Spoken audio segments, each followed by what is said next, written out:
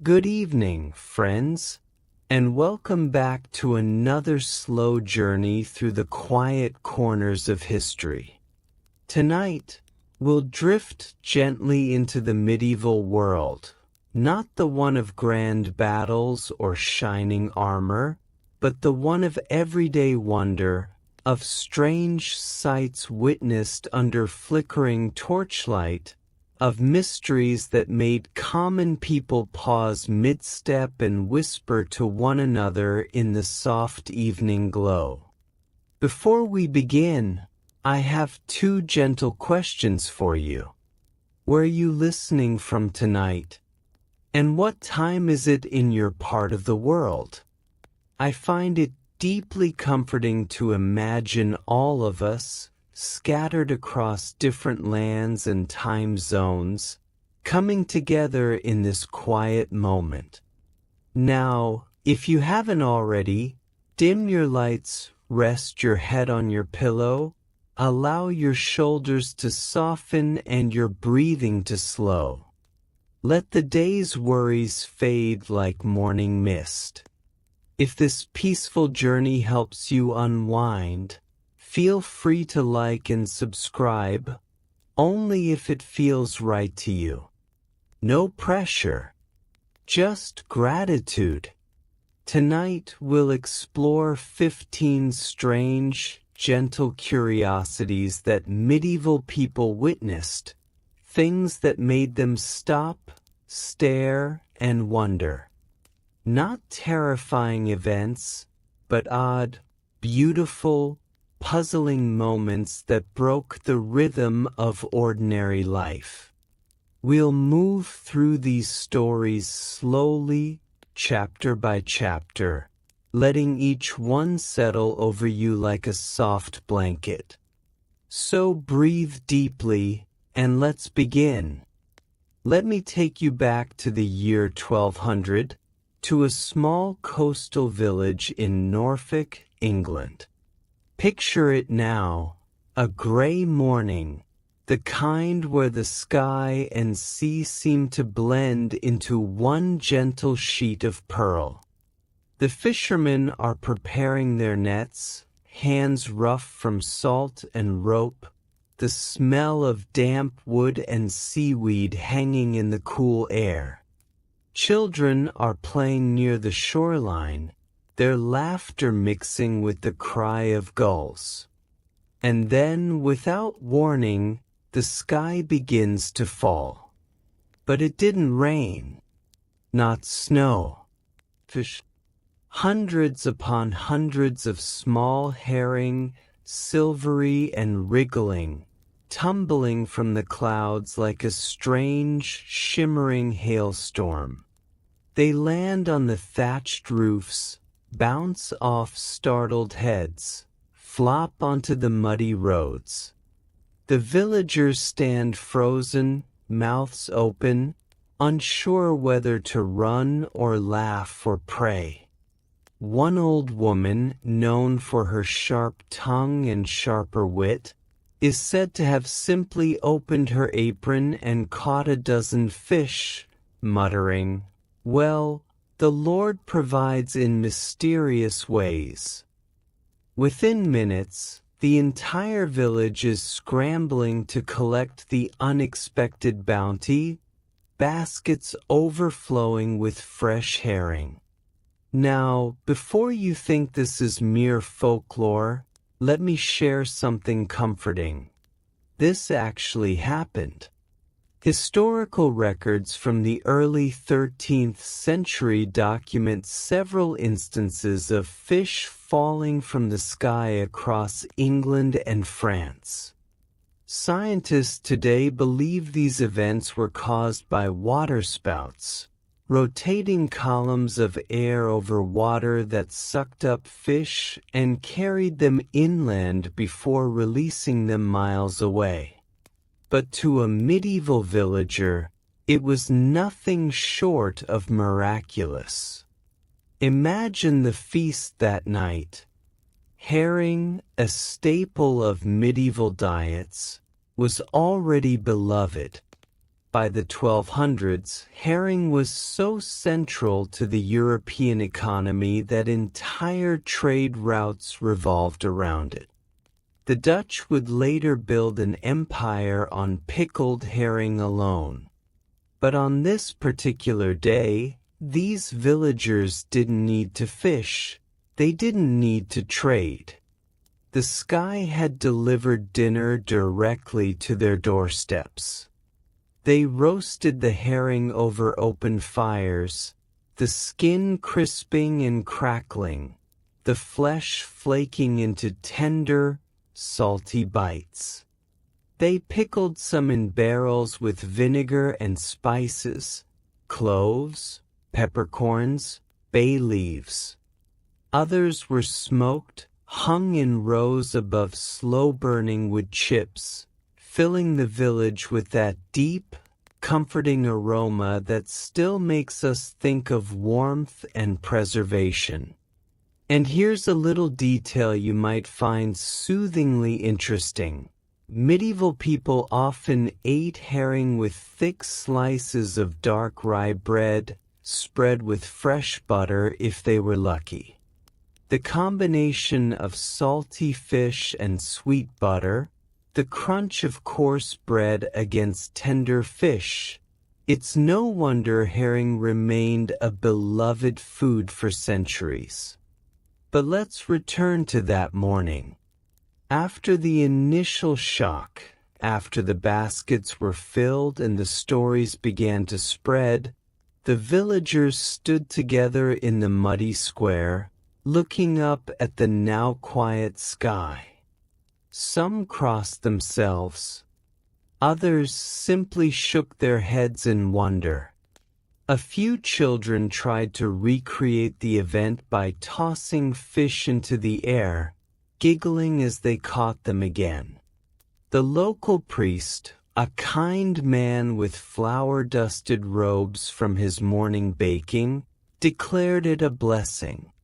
He reminded everyone that in the Bible, food fell from heaven, manna in the wilderness. Perhaps, he suggested gently, God had decided his people deserved a little extra provision. The villagers nodded, comforted by this explanation, and went about their day with full bellies and fuller hearts. But here's what makes this story truly special. It wasn't just about the fish. It was about the shared experience of wonder. In a time when life was hard, when winters were long and hunger was never far away, this strange gift from the sky brought people together. They told the story for generations, each retelling adding a little more color, a little more magic.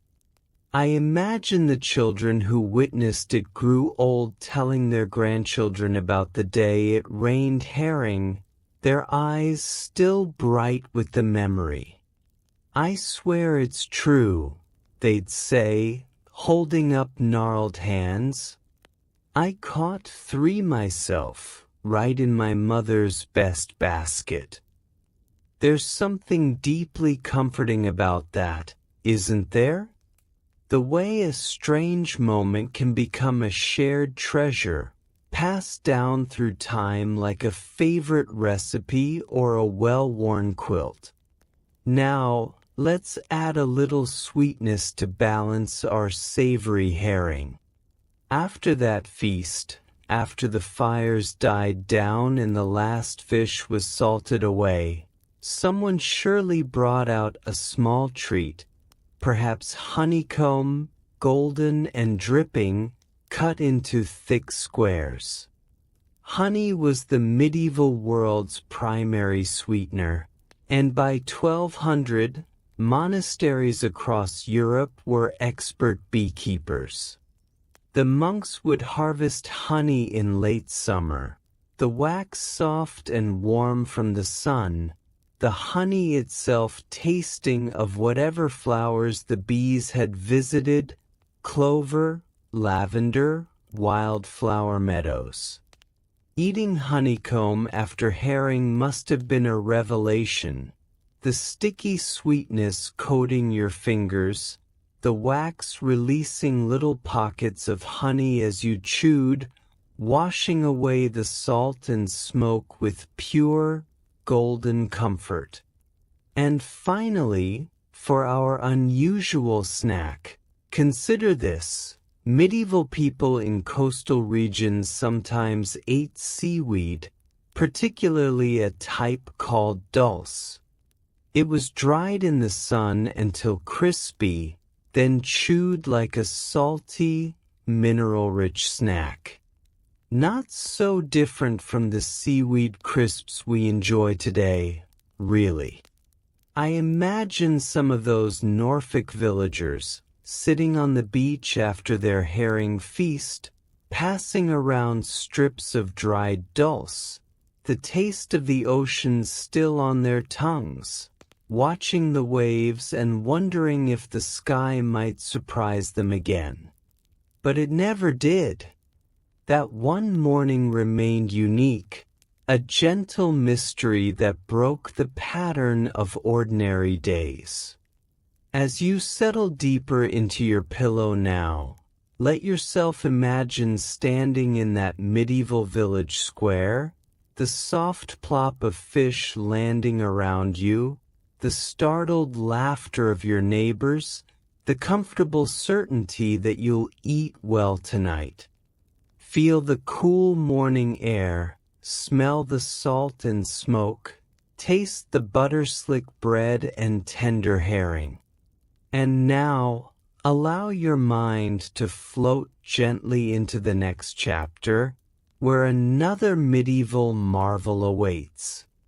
Let me tell you about one of the most tender mysteries of medieval England, a story so gentle and strange that even now, centuries later, it makes us pause and wonder. It's around the year 1150, in a small village called Woolpit in Suffolk. Picture rolling green hills, sheep grazing peacefully, the constant sound of church bells marking the hours.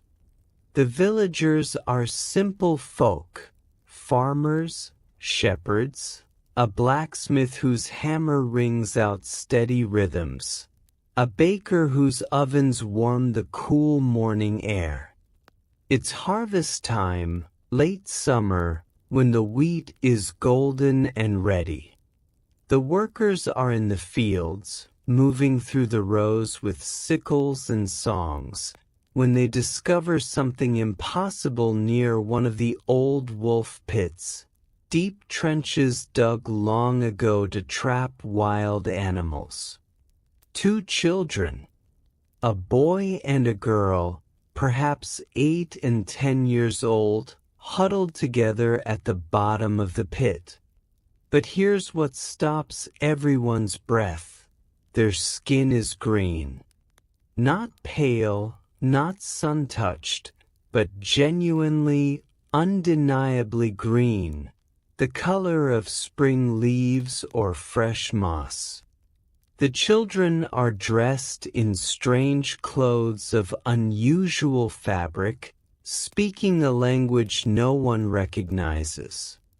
They seem terrified, clinging to each other, refusing the bread and milk offered by gentle hands. The villagers carefully lift them from the pit and carry them to the home of the local landowner, Sir Richard de Conn. Now, let's pause here for something comforting. Imagine you're one of those villagers, and after this extraordinary discovery, you return home to your evening meal. You've worked hard all day, and your family has prepared pottage, a thick, warming stew that was the backbone of medieval dining. This particular pottage is made with beans, onions, leeks, and barley, simmered slowly all afternoon in a clay pot hung over the fire. The smell fills your small cottage, that deep, earthy aroma of things growing tender and flavorful together. You sit at your wooden table, rough-hewn but smooth from years of use, and ladle the pottage into a bread trencher, a thick slice of yesterday's bread that serves as both plate and food. The hot stew soaks into the bread, softening it, and you eat with a wooden spoon your grandfather carved, thinking about those strange green children. Pottage, by the way, was documented as the most common meal in medieval England, eaten by nearly everyone regardless of class, though the ingredients varied based on wealth. A peasant's pottage might be simple beans and herbs. A wealthy merchant might contain bits of bacon, imported spices, even wine. But the comfort of it remained the same, something warm and filling after a long day. But let's return to our green children. 4 days, they refused to eat anything offered: bread, cheese, meat, porridge. They grow weaker, their strange green skins seeming to fade slightly, and everyone fears they might die. Sir Richard, a kind man despite his status, has tended to them gently, never forcing them, always offering comfort. Then, finally, they accept food. But what food? Raw beans, fresh from the garden, still in their pods.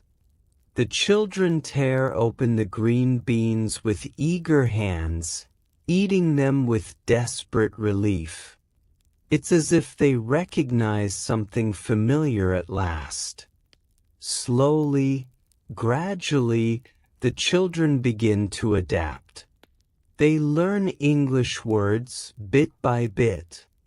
The girl proves brighter, quicker to understand, while the boy remains weak and sad. He dies within a few months, despite all care, and the girl's grief is profound. But she continues, learning the language, learning the ways of this strange new world. And here's where the story becomes truly fascinating. As she eats normal food, as she spends time in sunlight, her green color fades. Within a year, she looks like any other child in the village, her skin a normal human tone. She grows up, eventually marries, lives an ordinary life. But she never forgets where she came from. When she's older, fluent in English, she tells her story. She and her brother, she says, came from a land where the sun never shone brightly. Everything was perpetual twilight. They were tending their father's cattle when they heard beautiful music and followed it, walking through a long cave or tunnel. When they emerged, they were in Woolpit, and the bright sun terrified them. She called her homeland St. Martin's Land, though she could never explain where it was or how to return. Now, what do we make of this? Historians have debated for centuries. Some suggest the children were Flemish immigrants, possibly orphaned, suffering from chlorosis, a condition caused by malnutrition that can tinge skin greenish. They might have hidden in caves or mines, accounting for their pale, strange coloring and confusion when they emerged into daylight. Others prefer the mystery, the possibility of something truly unexplainable. But here's what I find most comforting. However they arrived, the people of Woolpit cared for them. They didn't cast them out or harm them despite their strangeness. They offered food, shelter, and patience. Sir Richard took responsibility for their well-being. The girl was given a home, an education, eventually a husband, and a normal life. In a time often characterized by superstition and fear, these medieval villagers chose kindness. Let me offer you a sweet thought now. Imagine visiting the girl years later, when she's a young woman with her own home. She invites you to sit by her fire, and she brings out a special treat she's learned to make, frumenty. This was a medieval dish made from wheat boiled in milk until creamy, then sweetened with honey and spiced with cinnamon and saffron. It was served at celebrations, Christmas feasts, and special occasions. The saffron gives it a beautiful golden color, perhaps a reminder of the bright sun she once feared but learned to love. She serves it in wooden bowls, still warm, the honey swirling through the creamy wheat, the spices releasing their gentle perfume. As you eat, she tells you about her brother, about the Twilight Land, about the strange journey that brought them here. Her voice is peaceful now, accepting, even grateful. Frumenty, by the way, has roots going back to Roman times, but by the medieval period it had become distinctly English. It appears in records from the 12th century onward, often served at royal feasts but equally loved in common households for special occasions. And for our unusual snack, medieval people sometimes ate nettle leaves, carefully cooked to remove their sting. They were boiled like spinach, often added to pottage, and were believed to have medicinal properties. The green children, with their love of green growing things, might have eventually appreciated nettle soup, the bright, earthy flavor, the way it tasted like spring itself, green and alive and full of vitality. I imagine the girl in her new life, sometimes craving that green flavor, that taste of growing things. Maybe she kept a garden full of beans and nettles, herbs and leafy vegetables, surrounding herself with the color that once defined her. The story of the green children reminds us that strangeness isn't always threatening. Sometimes it's just different. Sometimes it needs patience and kindness to be understood. And sometimes the strangest arrivals become the most ordinary lives, given time and care. As you rest now, imagine that twilight land she described, soft, gentle, neither day nor night. Imagine that perpetual peaceful dimness, like the light in your room right now. Let yourself drift in that comfortable in-between space, where sleep meets waking, where stories meet dreams. And now, allow your breathing to slow even further as we move into the next chapter, where another medieval wonder awaits your relaxed attention. Now, I know what you're thinking. A dancing plague doesn't sound particularly relaxing. But let me tell you this story in the gentle way it deserves. focusing not on the mystery itself but on the quiet human moments within it. We're in Strasbourg in July of 1518. It's high summer, the kind where the air feels thick and warm even in the early morning, where the stones of the city streets radiate heat long after sunset. The city is beautiful, tall timber-framed houses leaning toward each other like gossip sharing secrets, the cathedral spire pointing toward heaven, markets full of summer vegetables and fresh bread. And then, on a narrow street, a woman begins to dance. Her name is Frau Trophia, and she steps into the street one morning and simply starts dancing. Not joyful dancing, not celebration dancing, but compulsive, exhausting, relentless movement. She doesn't stop.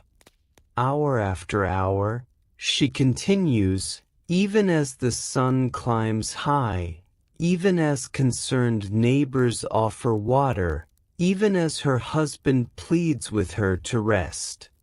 By the fourth day, she's still dancing. And she's no longer alone. Others join her, not by choice, but by the same strange compulsion. Within a week, there are dozens of dancers. Within a month, more than 400 people are caught in this exhausting, endless dance. They dance through the hot July days, through warm nights, their feet bleeding, their faces slack with exhaustion, unable to stop. The city authorities don't know what to do. They consult physicians who suggest, and this is genuinely what they believed, that the dancing is caused by hot blood and can only be cured by more dancing. So they do something that seems absurd now. They build stages, hire musicians, and encourage the dancers to continue, believing they need to dance it out of their systems. It doesn't work. People collapse from exhaustion. Some die from heart attacks or strokes or sheer physical depletion. The city begins to panic. Priests hold prayer services, attributing the plague to sin or demonic possession.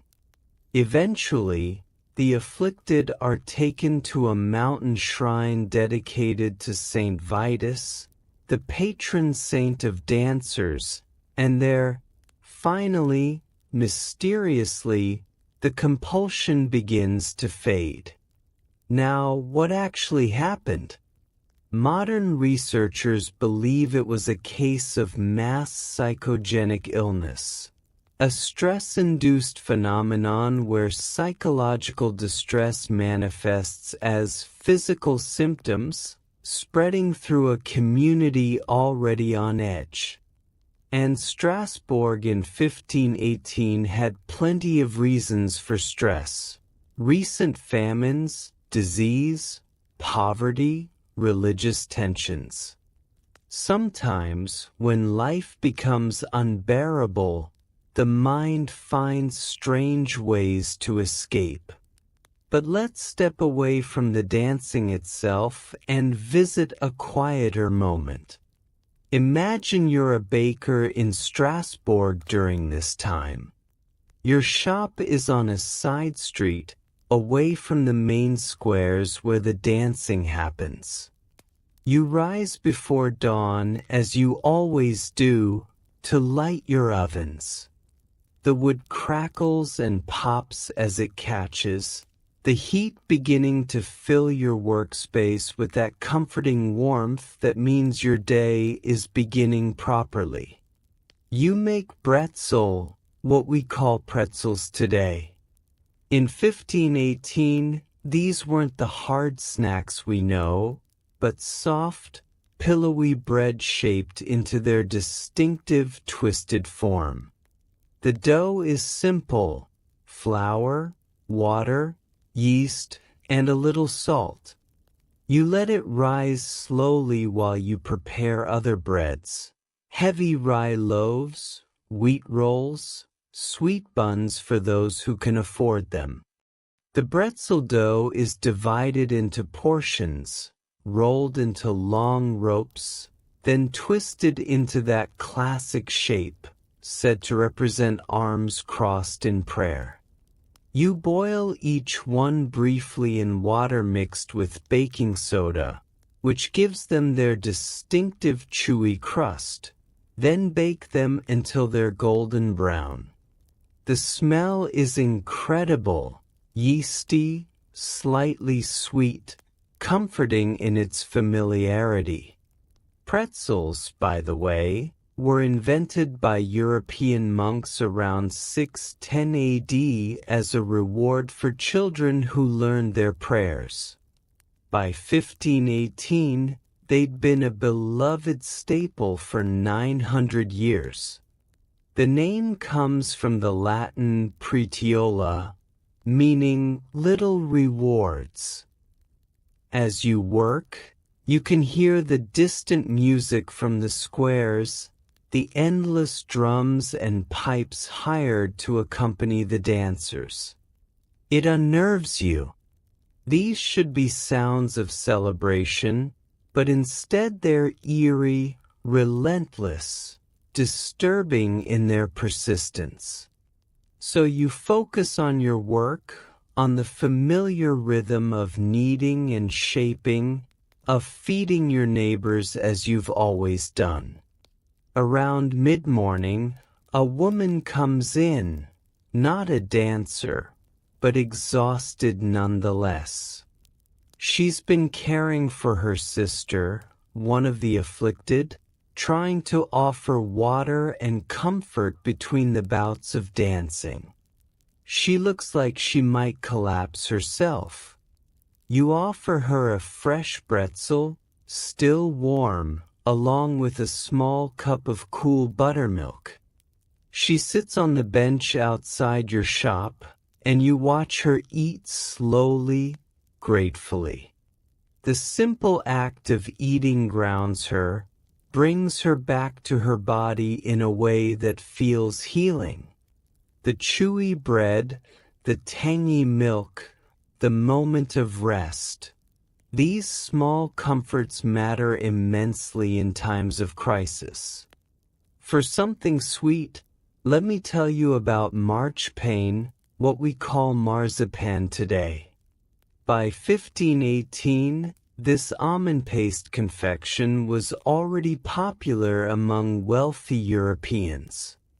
It's made from ground almonds and sugar or honey, kneaded until smooth, then shaped into beautiful forms: fruits, flowers, even tiny sculptures. The best marchpane came from Lübeck in Germany, where confectioners had perfected the art. The paste was often flavored with rose water or orange blossom water, giving it a delicate, floral sweetness. Imagine biting into a piece, the smooth, dense texture melting on your tongue, the pure almond flavor mixing with honey, the subtle perfume of roses lingering afterward. During the dancing plague, I imagine the wealthy families of Strasbourg might have served marchpane at evening meals, trying to maintain normality despite the chaos in the streets. Perhaps a mother gives a piece to her frightened child, the sweetness offering comfort, the familiar ritual of dessert suggesting that everything might, eventually, return to normal. And for something unusual, medieval people sometimes ate rose petals. Not as a full meal, obviously, but preserved in honey or sugar, or scattered fresh over dishes as garnish. Rose petals contain vitamin C and have a delicate, floral flavor. During stressful times, people might have craved these gentle tastes, something beautiful and slightly unusual, a small reminder that the world still contained beauty. I picture someone during the dancing plague, sitting in their garden in the evening when the music finally quiets, plucking rose petals and laying them on their tongue, the soft floral taste a respite from the day's strangeness. It's a small act, but small acts of beauty matter deeply when the world feels wrong.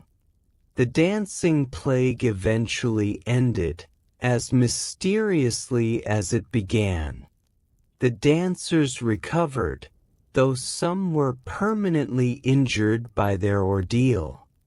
Life slowly returned to normal. The markets reopened fully, the musicians were dismissed, the special stages dismantled. But everyone who lived through it was changed. They'd witnessed something impossible, something that reminded them how fragile the boundary is between order and chaos, between the everyday and the inexplicable. What I find most touching about this story isn't the dancing itself, but how the community responded. Yes, there was fear and confusion, but there was also care. Neighbors brought water to the dancers. Families stayed with their afflicted loved ones. The city built those stages not from cruelty, but from a genuine attempt to help based on what they believed at the time. And when it was over, when the exhausted dancers finally rested, you can bet the bakers worked overtime, filling the city with the smell of fresh bread, reminding everyone that normal life, simple, beautiful, sustaining life, was returning. As you sink deeper into your pillow now, let go of any compulsion to move or think or do. Let yourself be perfectly still, perfectly at rest. Imagine the moment when the dancing stopped, when the afflicted finally allowed themselves to sleep. Imagine that profound relief, that deep exhaustion that leads to healing rest. Feel how your own body has earned this rest today. How every muscle deserves to relax. How sleep is not a compulsion but a gift. And now, with that comfort settling over you, let us drift into the next chapter, where another medieval curiosity waits with patient gentleness. We're traveling now to the English countryside, to Somerset, to a place of ancient holiness and gentle mystery, Glastonbury. The year is around 1345, and the abbey here is one of the most important religious sites in all of England, its history stretching back through centuries of legend and faith. The abbey is beautiful, Gothic arches reaching toward heaven, stained glass windows casting colored light onto stone floors, the constant low murmur of monks at prayer. The grounds include orchards, gardens, fish ponds, a dairy where the monks produce cheese and butter from their small herd of cows. And it's in this diary that something extraordinary happens. One of the cows, an ordinary brown milk cow known for her gentle temperament, begins producing milk unlike any other. It's not the usual creamy white, but pale blue, the color of a morning sky, the color of robin's eggs, soft and otherworldly. At first, the monks think perhaps the cow has eaten something unusual. They check her diet, examine her health, but she seems perfectly normal in every other way. She grazes peacefully, chews her cud contentedly, allows herself to be milked without fuss. Everything is ordinary except this one impossible detail. Her milk is blue. Word spreads. Pilgrims begin arriving, wanting to see this miracle for themselves. Some believe it's a sign from heaven, proof of Glastonbury's holiness. The sick come, hoping that drinking this miraculous milk might cure them. The monks, kind and practical men, handle the situation with gentle wisdom. They don't charge for viewing the cow or for small cups of the blue milk. They don't make grand claims about its powers. They simply acknowledge that yes, the milk is indeed blue, and yes, it's very strange and they're as puzzled as everyone else. They let people draw their own conclusions, offer prayers for those seeking healing, and continue their regular duties with steady calm. Let me paint you a different moment from the abbey during this time. It's early morning, before dawn, and you're one of the monks rising for matins, the first prayers of the day. The air is cold, the stone floors freezing beneath your sandaled feet. You wrap your woolen habit tighter and make your way through the dark corridors, joining your brothers in the chapel. After prayers, as the sun begins to rise, you head to the refectory for breakfast. The meal is simple as always, but deeply satisfying. Thick porridge made from oats, cooked slowly overnight in milk, regular white milk, not the miraculous blue kind, sweetened with a drizzle of honey. It's served in a wooden bowl that's been used by generations of monks before you, worn smooth by countless spoons. You eat slowly, mindfully, as your order requires. Each spoonful of warm porridge is an act of gratitude. The oats were grown in the abbey's own fields, harvested by your fellow monks last autumn. The honey came from hives kept by Brother Thomas, who tends the bees with remarkable patience.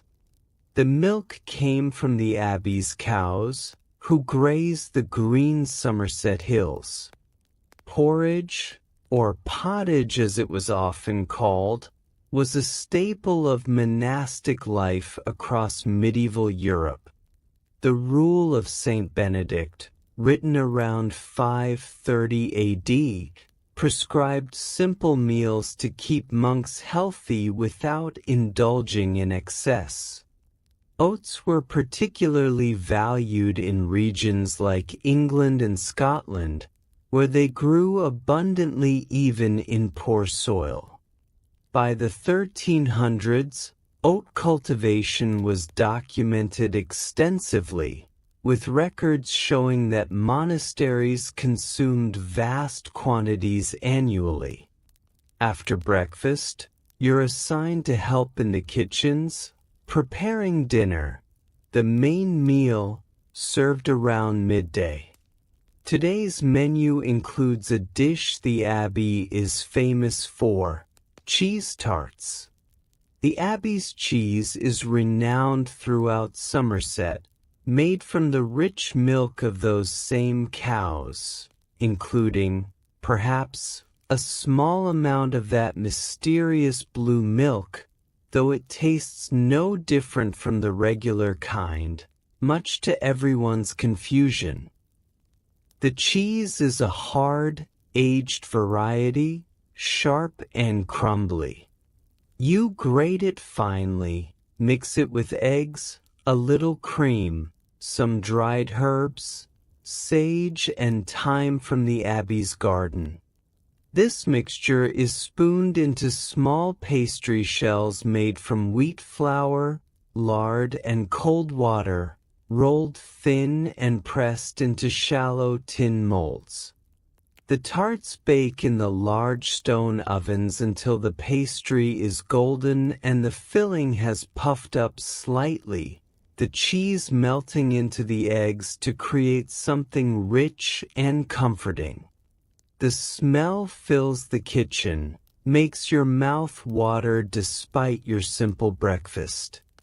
Cheese tarts appear in English culinary records from the 14th century onward, often served at both religious houses and noble tables.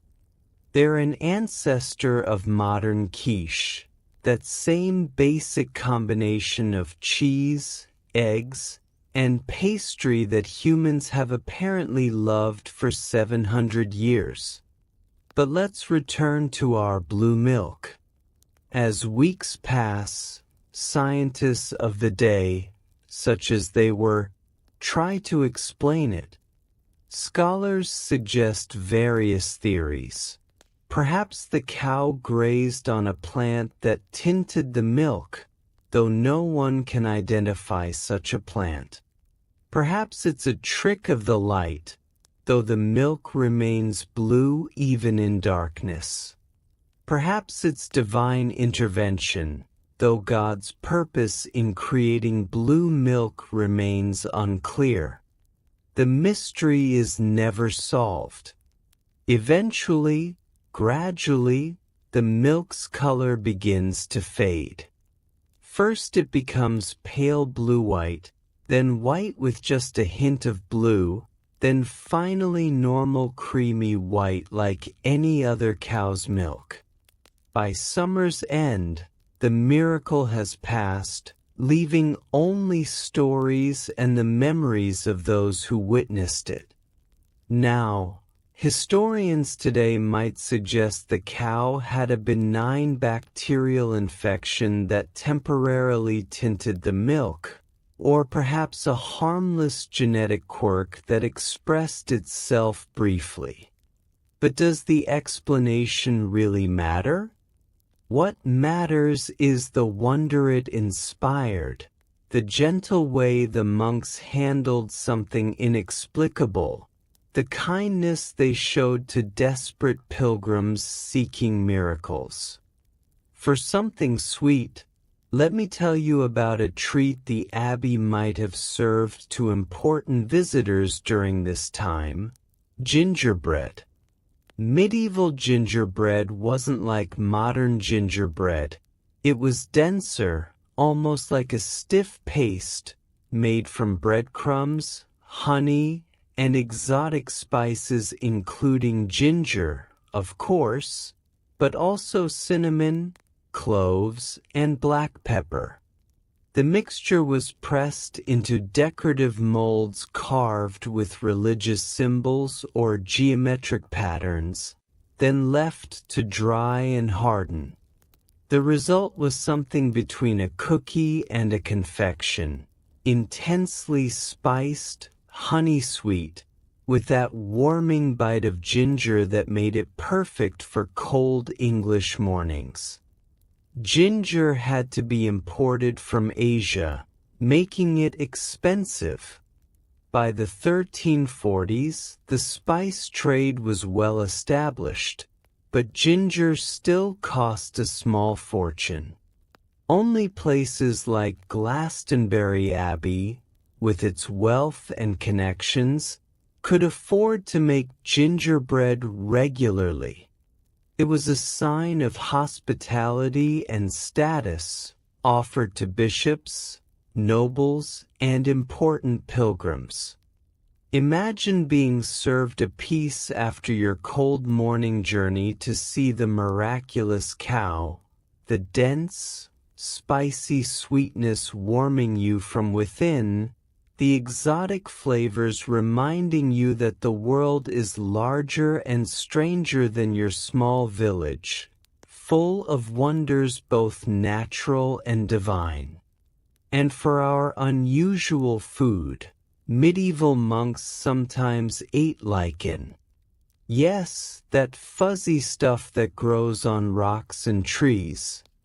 Specifically, a type called rock tripe was boiled to make a gelatinous, nutritious dish during times of famine or strict fasting.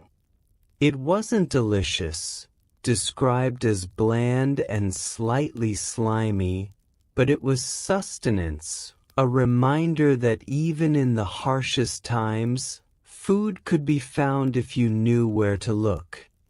I doubt the monks at Glastonbury were eating lichen while they had blue milk and cheese tarts, but the knowledge was there, passed down through generations, just in case. The story of the blue milk reminds us that not all mysteries need solutions. Sometimes it's enough to witness something strange, to treat it with respect and kindness, and to let it pass without forcing an explanation. The monks of Glastonbury did exactly that.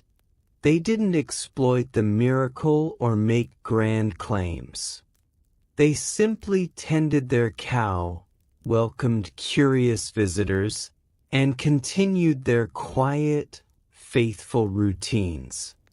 As you rest now, imagine yourself in that peaceful abbey, the sound of bells marking the hours, the smell of baking bread and aging cheese, the sight of green hills rolling away to the horizon. Imagine a life of simple rhythms, of prayers and work and meals, of wonders accepted with grace. Let your breathing match the slow pace of monastic life, in and out, steady and calm, hour after hour, day after day, a rhythm older than memory. And now, as the abbey bells toll softly in your imagination, let us move into the next chapter, where another medieval marvel awaits with patient quietness. Let me take you to November 7th, 1492. Yes, that's the same year Columbus sailed across the Atlantic, but our story takes place in a small town in Alsace, called Ensisheim. It's mid-autumn, the kind of day where your breath mists in the morning air and the trees have dropped most of their leaves, leaving skeletal branches against a gray sky. The townspeople are going about their usual Friday routines, merchants setting up market stalls, farmers bringing in the last of their harvests, children doing chores before afternoon lessons. It's ordinary in every way, until approximately noon when the sky speaks. A tremendous sound, like thunder but stranger, sharper, more violent, echoes across the region. People look up just in time to see a fireball streaking across the sky, trailing smoke, descending with terrifying speed. It crashes into a wheat field just outside town with an impact that shakes the ground, sending up a plume of dirt and dust. For a moment, everyone freezes. Then, cautiously, a few brave souls approach the impact site. What they find is extraordinary. A stone, still smoking, partially buried in the earth. It's enormous, weighing about 280 pounds, and unlike any rock they've ever seen. It's dark, covered in a strange black crust, warm to the touch, obviously from somewhere beyond their world. This is the Ensisheim meteorite, and it's one of the earliest meteorite falls recorded in European history with such precise detail. The townspeople don't know what to do with it. Some are terrified, certain it's an omen, but of what? What? Plague? Divine judgment? Others are simply amazed, gathering around to touch the stone that fell from heaven. A young boy claims he saw it fall, that it made a sound like a whistling wind before impact. The local authorities quickly take charge. The stone is carefully dug up and transported to the town church, where it's chained to the wall, partly to preserve it, partly to keep souvenir hunters from chipping off pieces. The Holy Roman Emperor Maximilian I himself visits within days to see this wonder, declaring it a favorable sign for his military campaigns. But let's step into a quieter moment in Ensisheim that week. Imagine you're a housewife in town, and after all the excitement of the stone, you return home to your kitchen to prepare supper. Your family is hungry, and regular life must continue despite celestial events. Tonight, you're making tart flamby, a local specialty that your mother taught you and her mother taught her. The dough is simple: flour, water, a pinch of salt, rolled out as thin as paper on your wooden table dusted with flour. You spread it with fromage blanc, a fresh white cheese that's creamy and slightly tangy. Over this goes thinly sliced onions, almost translucent, and small pieces of smoked bacon, the good kind from the butcher who knows your family. The tart goes into your hearth oven, directly onto the hot stones, and bakes quickly, just a few minutes until the edges are crispy and charred in spots. That's the flamby, flamed, the cheese bubbling, the bacon crisping, the onions caramelizing. Tart flamby, or Flammkuchen as it's called in German, has been made in Alsace for centuries, though the earliest written records date from the 1600s. But the dish itself is surely older, born from the tradition of testing oven temperature with a scrap of dough before baking the day's bread. You cut the tart into squares and serve it to your family. Everyone is still talking about the stone, about the noise it made, about what it might mean. But as they eat, as the crispy dough crunches between their teeth and the rich combination of cheese, bacon, and onion fills their mouths, they relax. Food has a way of grounding us, of reminding us that whatever strange things fall from the sky, we still have this: a table, a meal, each other. The stone in the church becomes a pilgrimage site. People come from miles around to see it, to touch it, to pray near it. The church records their testimonies: women who pray for healing, men who seek blessing before journeys, children who simply want to touch something from the stars. And here's something beautiful: the stone is still there. Today, nearly 530 years later, most of the Ensisheim meteorite remains in the town's museum.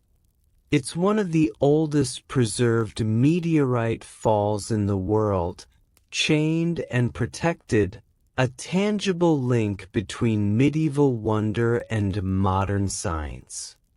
Scientists today know that meteorites are fragments of asteroids or sometimes comets, pieces of the early solar system that survived the journey through Earth's atmosphere.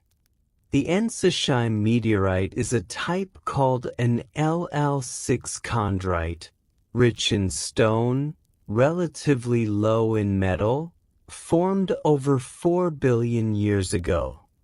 But in 1492, it was simply a miracle, a mystery, proof that the heavens were active and watching.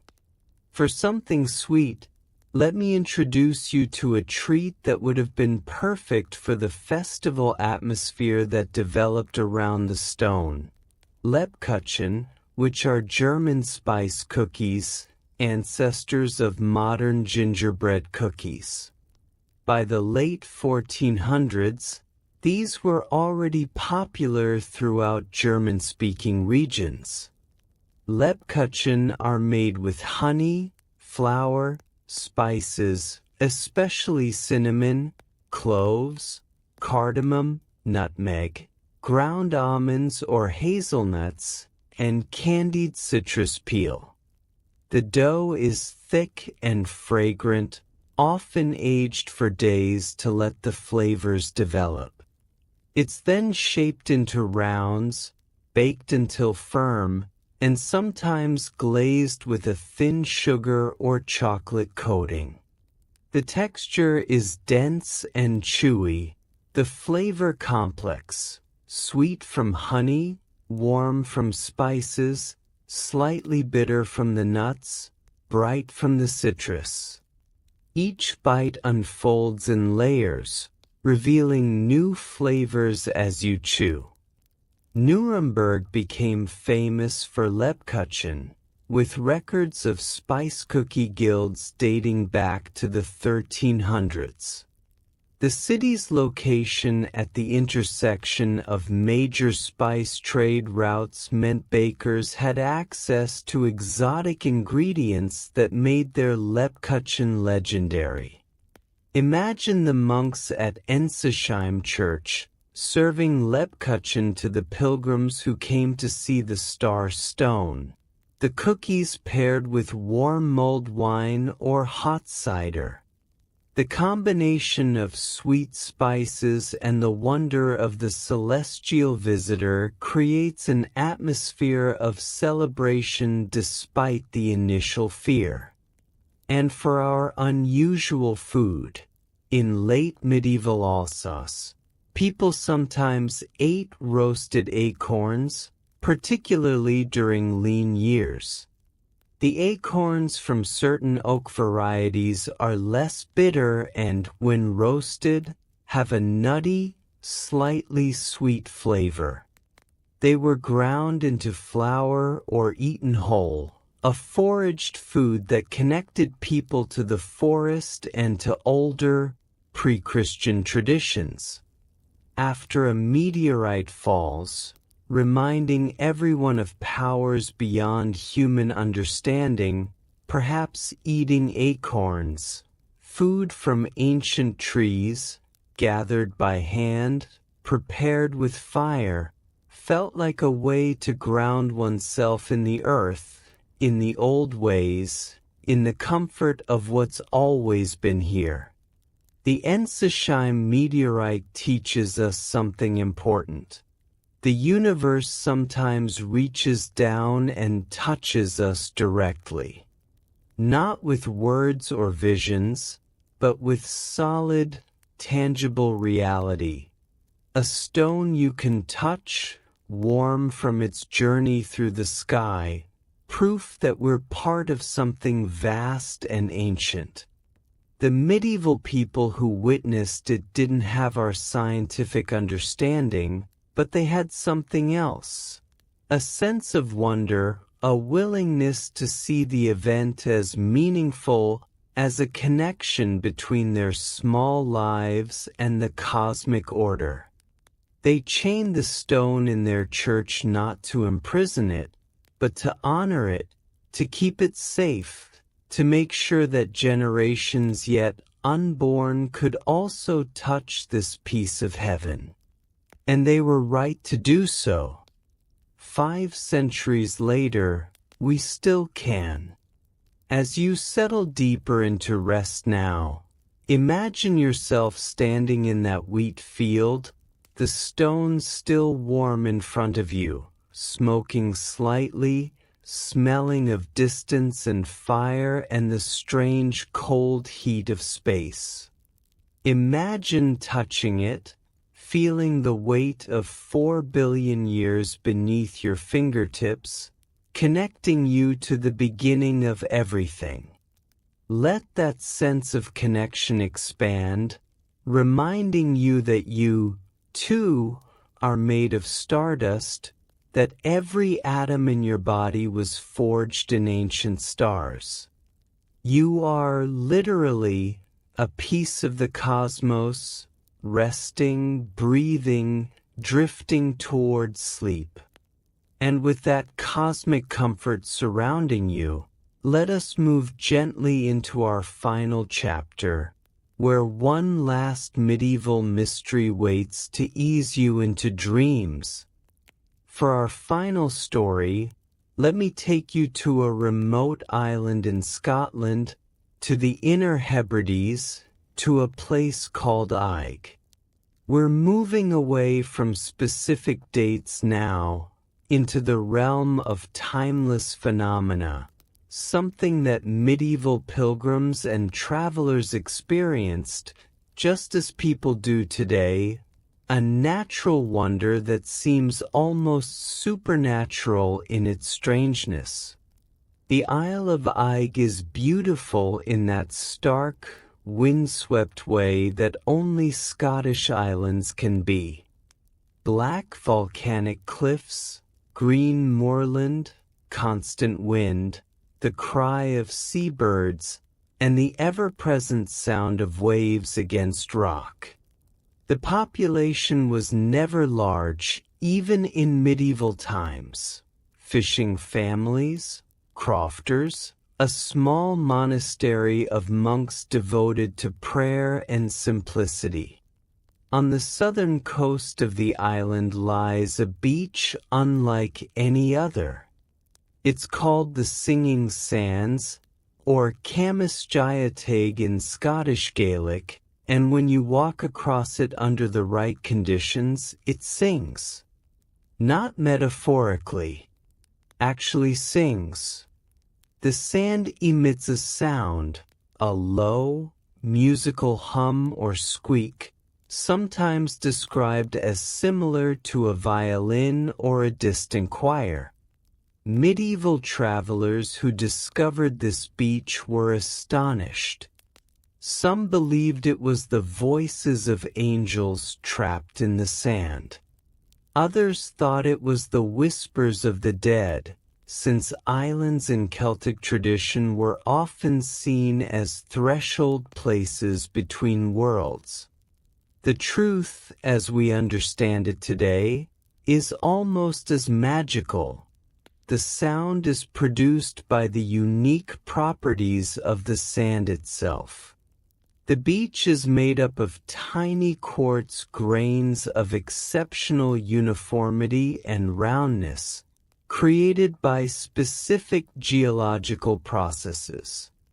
When you walk on it, when the conditions of moisture and pressure are just right, the grains rub against each other in such a way that they vibrate, producing that eerie, beautiful sound. Singing sands are rare, found in only a few places worldwide. The phenomenon requires very specific conditions. The sand must be almost pure quartz, the grains must be a certain size and shape, moisture levels must be low, and there can be no organic matter or salt contamination. Eig's Beach meets all these requirements, making it one of the best singing sand beaches in the world. Imagine you're a medieval pilgrim, traveling from monastery to monastery along the Scottish coast, seeking spiritual insight and quiet contemplation. You arrive on Eig after a rough sea crossing, grateful to feel solid ground beneath your feet. The monks welcome you, offer you simple food and a place to sleep in their small stone guest house. The next morning, one of the monks offers to show you the island's marvel. You walk together across the moor, the wind constant, the sky that particular Scottish combination of clouds and light that makes everything look both bleak and beautiful. You descend a path to the beach. Walk across it, the monk says simply. You do, and beneath your feet, the earth sings. It's quiet at first, then louder as you continue walking, a strange musical squeaking that seems to come from everywhere and nowhere. You stop, and the sound stops. You walk again, and it resumes. You spend an hour there, experimenting, listening, trying to understand this impossible thing. The monk sits on a rock, smiling, watching your amazement with the patient pleasure of someone who knows this will never get old. Eventually, you return to the monastery, where the monks are preparing the evening meal. Tonight it's simple but nourishing, bannocks and smoked fish. Bannocks are Scottish oatcakes, a staple that sustained these northern communities for centuries. The recipe is almost austere in its simplicity: oatmeal, water, a pinch of salt, sometimes a little fat or butter. The oats are mixed with just enough water to form a stiff dough, then pressed into flat rounds and cooked on a griddle over the fire. The result is dense, chewy, with the deep, nutty flavor of oats. You eat them warm, the slight char from the griddle adding smokiness, perhaps with a small piece of butter melting on top if the monastery has been fortunate in their recent trades. Oats have been cultivated in Scotland since at least the Bronze Age, but by medieval times they were absolutely central to Scottish cuisine. The climate was too harsh for wheat in many regions, but oats thrived, providing dependable nutrition year after year. Historical records from the 1200s onward mention oats as the primary grain for common people in Scotland and northern England, ground into meal and made into everything from porridge to bread to the traditional haggis. With the bannock, you eat smoked mackerel, fish caught from the waters around Eig, cleaned and hung in a small smokehouse where peat smoke slowly cures them over several days. The fish is oily and rich, the smoke adding depth, the salt preserving it. Combined with the bland, comforting bannock, it's a perfect meal, completely suited to its place and time. You eat in silence, as the monastic rule requires, but your mind is full of the singing sand, turning the mystery over and over like a prayer bead. For something sweet, the monks might offer you a small piece of tablet, a Scottish confection made from sugar, butter, and condensed milk, cooked slowly until it reaches a fudge-like consistency. However, true tablets as we know it likely developed later, once sugar became more affordable. In medieval times, the closest equivalent might have been honey candy. Honey boiled until it reached a hard crack stage, then poured out to cool into brittle, golden shards. Breaking off a piece of honey candy and letting it dissolve slowly on your tongue, the pure sweetness washing away the salt of the fish, you think about the day. The singing sand, this simple meal, the quiet kindness of the monks, it all feels connected somehow, all part of the same truth about the world. That it's stranger and more beautiful than we imagine. That miracles aren't always grand, but sometimes small and strange and easily missed if you're not paying attention. And for our final unusual food, the monks on Eigg, like many coastal religious communities, harvested dulse, a red seaweed that grows in the intertidal zone. Dried dulse is salty, chewy, slightly nutty, and packed with minerals. Medieval Scots ate it as a snack or added it to broths. After your meal, one of the monks offers you a piece of dried dulse. You chew it slowly, the ocean flavor intense, the texture satisfying. It tastes like the island itself, salt and wind and the cold, clean sea. That night, lying on your simple straw mattress, listening to the wind outside, you think about the singing sand. You don't understand it, but you don't need to. Some things are meant to be experienced, not explained. Some wonders exist simply to remind us that the world is full of mystery, that we don't have all the answers, and that's okay.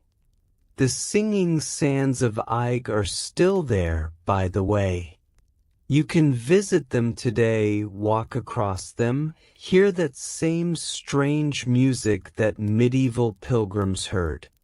The island is quiet, remote, beautiful. The monastery is long gone, but the beach remains, singing its patient song to anyone who takes the time to listen. As you rest now, imagine that sound. The soft, musical squeaking of sand beneath your feet, the wind carrying it across the beach, the cry of gulls above, the wash of waves behind. It's a sound that exists at the edge of perception, like the space between waking and sleeping that you're drifting through right now. Let that sound be your lullaby. That strange, beautiful, inexplicable music from the earth itself. Let it carry you deeper into rest, into the place where mysteries don't need solutions, where wonder is enough, where sleep comes as naturally as waves to shore.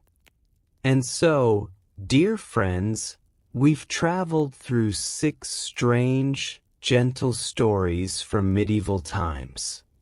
We've seen fish fall from the sky, met green children from impossible lands, watched people dance until exhaustion, marveled at blue milk and stones from space, and listened to sand sing ancient songs. What connects all these stories, I think, is not their strangeness, but the way people responded to strangeness. With wonder, yes, but also with kindness, with curiosity, with the willingness to care for the inexplicable and protect the mysterious. The medieval world, so often characterized as dark and superstitious, was also full of people who faced the impossible with remarkable grace. They fed the strange children. They cared for the dancers. They chained the meteorite not to imprison it, but to keep it safe for future generations. They built their communities around wonders and made room in their ordinary lives for the extraordinary. Perhaps that's what we need to remember as we drift towards sleep, that life is strange, often inexplicable, sometimes overwhelming, but we can meet it with kindness and wonder. We can feed each other. We can share the odd moments. We can preserve mysteries for those who come after us. Thank you for traveling through this gentle piece of history with me tonight. If you drifted into peaceful sleep somewhere along the way, I hope you dream of singing sand and fish falling like blessings and milk the color of sky. If you're still awake, that's okay too. Let the stories settle around you like a soft blanket. Feel the weight of them, the comfort of knowing that people centuries ago wondered and worried and found beauty in strange places, just like you do. If this journey helped you unwind, let me know in the comments where you drifted off, or which story you'd like to hear more about. Sweet dreams, dear listener. Sleep well. Good night.